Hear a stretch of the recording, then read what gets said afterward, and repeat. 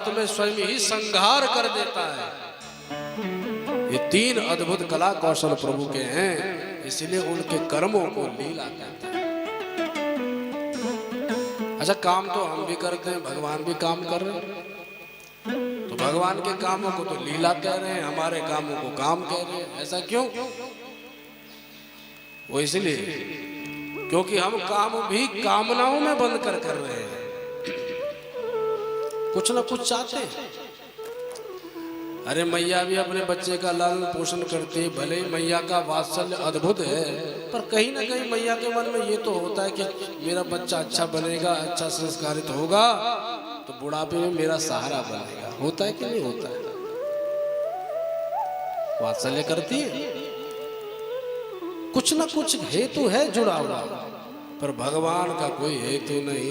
भगवान की कृपा अकारण होती है, कुछ चाहते नहीं है।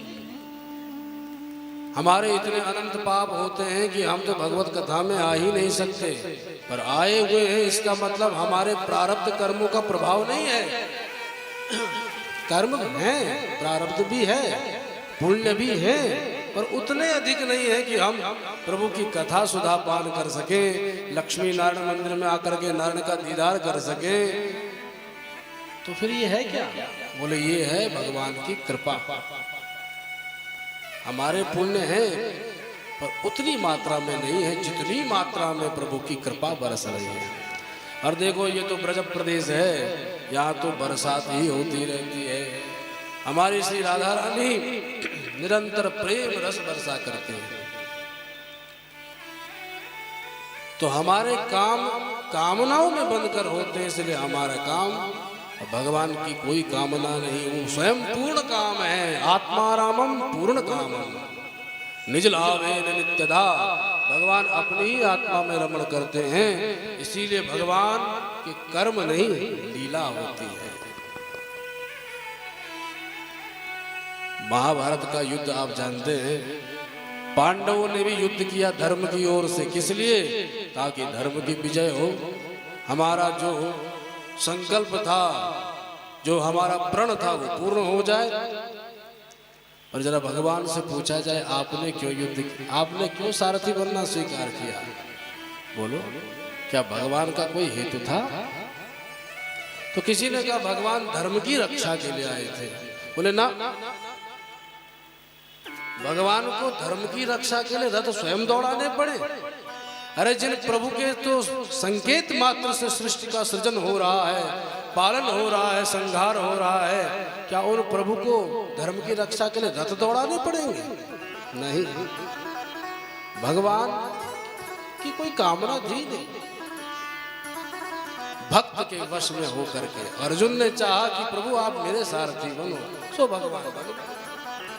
यहाँ पर भक्ति की प्रधानता है। तो भगवान की लीलाएं हैं।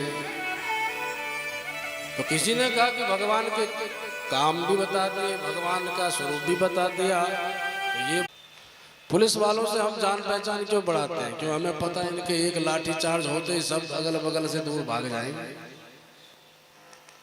प्रभाव जान करके प्रीति बढ़ जाती है। इसलिए भगवान का प्रभाव क्या है? तो व्यास जी महाराज निरूपित करते हैं, तापत्रय विनाशाय। तीन प्रकार के ताप हैं, दैहिक, दैविक, भौतिक तापा। इन त्रिविध तापों से भगवान ही एकमात्र छुड़ा सकते हैं। ये होते क्या हैं? बोले पहले नंबर का है दैहिक ताप। हमको मलेरिया हो गया, डेंगू हो गया, चिकनगुनिया हो गया, कोविड हो गया, स्वाइन फ्लू हो गया, न जाने कितनी बीमारियां। आजकल जितनी पॉपुलेशन बढ़ रही है उतनी बीमारियां भी बढ़ रही हैं। तो नई नई बीमारियां सामने आ रही हैं। तो देह से संबंधित जितने भी ताप हैं उनका उन्मूलन भी भगवान ही कर सकते हैं। जब कोविड-19 आया, सबसे पहले बुखार ने सबको जकड़ा। और श्रीमद् भागवत में ज्वरस्तुति है, उस ज्वरस्तुति का जो पाठ करते हैं उससे भगवान को जो रिझाते हैं, चाहे कोविड-19 आ जाए, चाहे कोई भी 19-20 आ जाए, बुखार नहीं गिर सकता। सारे मंत्र विद्यमान है। इसलिए भगवान की शरण में जाने पर दैहिक ताप भी नहीं सताते हैं।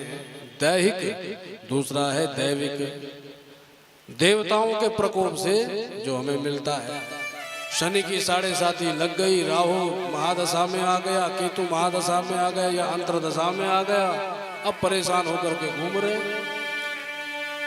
तो जब देवताओं के द्वारा भी कोई ताप मिलता है तो उसको भी भगवान उन्मूलित करते हैं। जो हरि की शरण में है उसका कोई कुछ नहीं बिगाड़ सकता। बोले कौन कौन नहीं बिगाड़ सकता?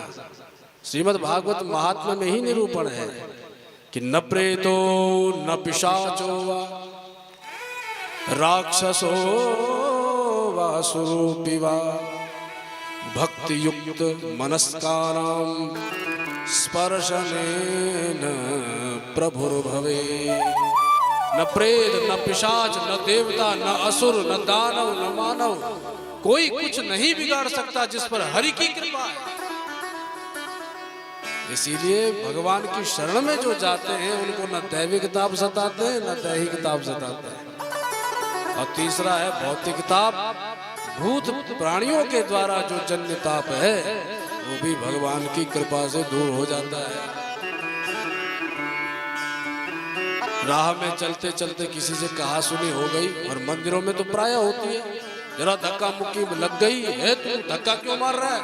तो दूसरा बोला तू आंखें क्यों फाड़ रहा है? अब इतने में कहा सुनी चालू, तू मैं से महाभारत शुरू हो गई। एक बोला बाहर देखता हूँ तुझे, दूसरा बोला बाहर ही मिलते हैं तुझसे हम। तो एक मिनट में लड़ाई चालू। अब जोश जोश में तो हमने धमकी दे दी, पर अब घबरा रहे हैं, कहीं पता चला बाहर ही खड़ा होगा तो अभी टांग पर तोड़ देगा हमारी। अब सांस अटक रही है, कैसे जाऊं? तो किसी के द्वारा प्रदत्त ताप भी हमको नहीं घेरता जब हरि की कृपा होती है। किसी से घबराने की आवश्यकता नहीं रहती। दूसरा, जब जंगलों की बात करें, हम तो उत्तराखंड वासी हैं, देवभूमि के रहने वाले हैं, जहां बाघ चीता तो भाई नॉर्मल बात है। तो किसी गांव में कोई बाघ आ गया, अब गांव वालों में हल्ला मच गया, अरे इस गांव में तो हमने बाघ को घूमते देखा।